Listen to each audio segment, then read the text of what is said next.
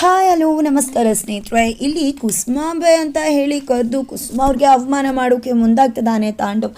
ಭಾಗ್ಯ ಇಷ್ಟೊತ್ತಾದರೂ ಕೂಡ ಮನೆಗೆ ಬಂದಿಲ್ಲ. ಏನಾಗ್ತಿದೆ ತಿಳ್ಕೊಬೇಕು ಅಂದರೆ ಈಗಲೇ ನಮ್ಮ ಈ ಚಾನಲ್ನ ಸಬ್ಸ್ಕ್ರೈಬ್ ಮಾಡಿ. ಟಿವಿಗೂ ಮೊದಲೇ ನೋಡಬೇಕು ಅಂದರೆ ಈಗಲೇ ನಮ್ಮ ಈ ಚಾನಲ್ನ ಸಬ್ಸ್ಕ್ರೈಬ್ ಮಾಡಿ. ಹಾಗೆ ಒಂದು ವಿಡಿಯೋವನ್ನು ಪೂರ್ತಿಯಾಗಿ ನೋಡಿ. ಇಲ್ಲಿ ತಾಂಡವ್ ಭಾಗ್ಯ ಬ್ಯಾಗ್ನ ಚೆಕ್ ಮಾಡ್ತಿದ್ದಾರೆ. ಬಿಕಾಸ್ ಭಾಗ್ಯ ಬ್ಯಾಗಲ್ಲಿ ಅವಳ ಮತ್ತು ಶ್ರೇಷ್ಠ ಇನ್ವಿಟೇಷನ್ ಕಾರ್ಡ್ ನೋಡಿಬಿಟ್ರು ಅನ್ನೋ ಭಯದಿಂದಾಗಿ ಈ ಕಡೆ ಭಾಗ್ಯನ ಕಾರಲ್ಲಿ ಕರ್ಕೊಂಡು ಹೋಗ್ತೀನಿ ಅಂತ ಹೇಳಿ ಬ್ಯಾಗನ್ನು ಕಿತ್ಕೊಂಡು ಬ್ಯಾಗನ್ನು ಚೆಕ್ ಮಾಡ್ತಿದ್ರೆ ಈ ಕಡೆ ಭಾಗ್ಯ ಏನು ಚೆಕ್ ಮಾಡ್ತಿದ್ರ ಅಂತ ಹೇಳಿ ಬಂದೇ ಬಿಡ್ತಾಳೆ. ಏನಿಲ್ಲ ಓಪನ್ ಆಗಿತ್ತು, ಅದಕ್ಕೆ ಬಟನ್ ಆಗ್ತಿದೆ ಅಷ್ಟೇ ಅಂತ ಹೇಳಿ ತಾಂಡವ್ ಸುಳ್ಳು ಹೇಳಿದ ತಕ್ಷಣ ಈ ಕಡೆ ಭಾಗ್ಯ ಕಿತ್ಕೊಂಡು, ನೀವು ಯಾವತ್ತೂ ಕೂಡ ನನಗೆ ಈ ರೀತಿ ಯಾವತ್ತೂ ಕೂಡ ಸಹಾಯ ಮಾಡಿದವರು ಅಲ್ಲ, ನನ್ನ ಜೊತೆ ನಡ್ಕೊಂಡವರು ಅಲ್ಲ.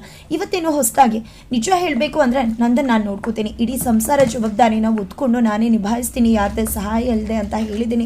ಅದೇ ರೀತಿ ಕೂಡ ಒತ್ಕೋತೀನಿ, ನೋಡ್ಕೋತೀನಿ ಅಂತ ಹೇಳಿ ನಿಮ್ಮನ್ನು ನೆಚ್ಕೊಂಡು ನಾನು ಹೊರಗಡೆ ಬಂದಿದ್ದಿಲ್ಲ. ನನ್ನ ಕಾಲನ್ನ ನೆಚ್ಕೊಂಡು ಹೊರಗಡೆ ಬಂದಿದ್ದು. ನನಗೆ ಗೊತ್ತಿದೆ ಮನೆಗೆ ಹೇಗೆ ಹೋಗಬೇಕು ಅಂತ. ನಾನು ಹೋಗ್ತೀನಿ ಅಂತ ಹೇಳಿ ಬ್ಯಾಗ್ ಎತ್ಕೊಂಡು ಹೋಗೇ ಬಿಡ್ತಾಳೆ ಭಾಗ್ಯ. ಹೀಗೋ ಇನ್ವಿಟೇಷನ್ ಕಾರ್ಡ್ ಎತ್ಕೊಳ್ಳೋಣ ಅಂತ ಅಂದ್ಕೊಂಡ್ರೆ ಅಹಂಕಾರನೇ ತೋರಿಸ್ಬಿಡ್ಲಲ್ಲ. ಏನಪ್ಪ ಮಾಡೋದು ಅಂತ ಅಂದ್ಕೊಂಡು ತುಂಬ ಟೆನ್ಷನಲ್ಲಿ ಈ ಕಡೆ ಕಾರಲ್ಲಿ ಹೋಗ್ತದಾನೆ ತಾಂಡವ್. ಇದಕ್ಕೆಲ್ಲ ಕಾರಣ ಈ ಭಾಗ್ಯ ಅಂತಾನೆ ಇಷ್ಟೆಲ್ಲ ಆಗಿದ್ದು.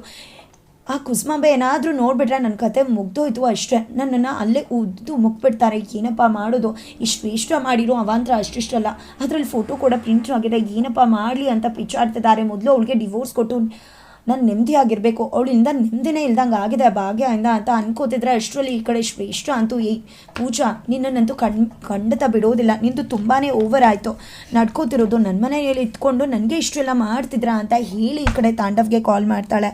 ತಾಂಡವ್ಗೆ ಕಾಲ್ ಮಾಡಿದೆ. ಪೂಜಾ ಮತ್ತು ಸುಂದ್ರಿ ಕೊಡ್ತಿರೋ ಕಟ ಅಷ್ಟಿಷ್ಟೆಲ್ಲ ಏನು ಮಾಡಿದ್ದಾರೆ ಗೊತ್ತಾ, ನನ್ನ ಕಾರ್ ಟೈರ್ ಬ್ಲೂ ಎಲ್ಲ ತೆಗೆದಿದ್ದಾರೆ, ಜೊತೆಗೆ ಇಲ್ಲಿ ನನ್ನ ಗ್ಲಾಸ್ ಎಲ್ಲ ಹೊಡೆದಾಕಿದ್ದಾರೆ, ನಾನು ಹೇಗೆ ಮನೆಗೆ ಹೋಗಲಿ ಅಂತ ಹೇಳ್ತಿದ್ರೆ ಈ ಕಡೆ ತಾಂಡವ್ ನನ್ನ ಟೆನ್ಷನ್, ನನಗೆ ನೀನು ಮಾಡಿರೋ ಕೆಲಸದಿಂದ ನಾನು ಮಾಡ್ತಿರೋ ಟೆನ್ಷನ್ ಇಷ್ಟೆಲ್ಲ ಬೇಕಿತ್ತ? ಫೋಟೋ ಹಾಕೋಕ್ಕೂ ಮುನ್ನ ನನ್ನ ಪರ್ಮಿಷನ್ ಕೇಳಬೇಕಿತ್ತು ಅಲ್ವಾ?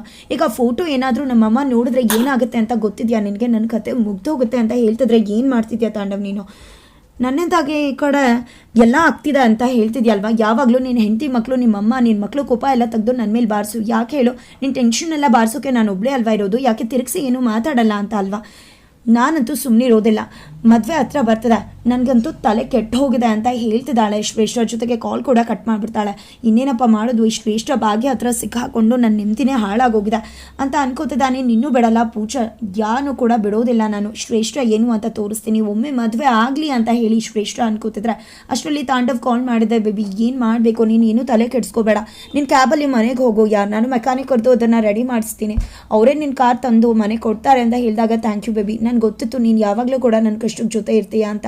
ಥ್ಯಾಂಕ್ ಯು ತಾಂಡವ್ ಅಂತ ಹೇಳಿ ಕಾಲ್ ಕಟ್ ಮಾಡ್ತಾಳೆ. ನಂತರ ಈ ಕಡೆ ಮನೇಲಿ ಸುಸ್ತಾಗಿ ಕುಸುಮ ಅವ್ರು ಬಂದಿದ್ರೆ, ಇಲ್ಲಿ ಧರ್ಮ ಅಂಕಲ್ ಎಲ್ಲೋ ಹೋಗಿದ್ದೆ, ಇಷ್ಟೊಂದು ಸುಸ್ತಾಗಿದೆಯಲ್ಲ ಅಂದಾಗ ನಾನು ಸುಮತಿ ಅಕ್ಕನ ಭೇಟಿ ಮಾಡೋಕೆ ಹೋಗಿದ್ದೆ, ವಾಕಿಂಗ್ ಮಾಡ್ತಾ ನಡ್ಕೊಂಡು ಹೋಗೋಣ ಮಾತಾಡೋಣ ಅಂತ ಹೇಳಿದ್ರು. ಮಾಡಿ ಸುಸ್ತಾಗೋಯ್ತು ಅಷ್ಟೇ ಅಂತ ಹೇಳಿ ಭಾಗ್ಯ ಅಂತ ಕರೀತಿದ್ದಾರೆ. ಭಾಗ್ಯ ಬರ್ತಾನೆ ಇಲ್ಲ. ಈ ಕಡೆ ಸುನಂದ ಅವ್ರು ಬಂದಿದ್ದೆ. ಎಲ್ಲಿದ್ದಾಳೆ ಭಾಗ್ಯ? ಬೆಳಗ್ಗೆ ಹೋದೋಳು ಇನ್ನೂ ಕೂಡ ಬಂದಿಲ್ಲ ಅಂದಾಗ, ಇನ್ನೂ ಬೆಳಗ್ಗೆ ಹೋದೋಳು ಇನ್ನೂ ಬಂದಿಲ್ವಾ ಅಂದಾಗ, ಎಲ್ಲಿ ಬರ್ತಾಳೆ? ನೀವು ಕೊಟ್ಟಿರೋ ಸಲಿಗೆಯಿಂದಾನೆ ನನ್ನ ಮಗಳು ಜೀವನ ಇಂಥ ಗತಿಗೆ ಬಂದಿರೋದು.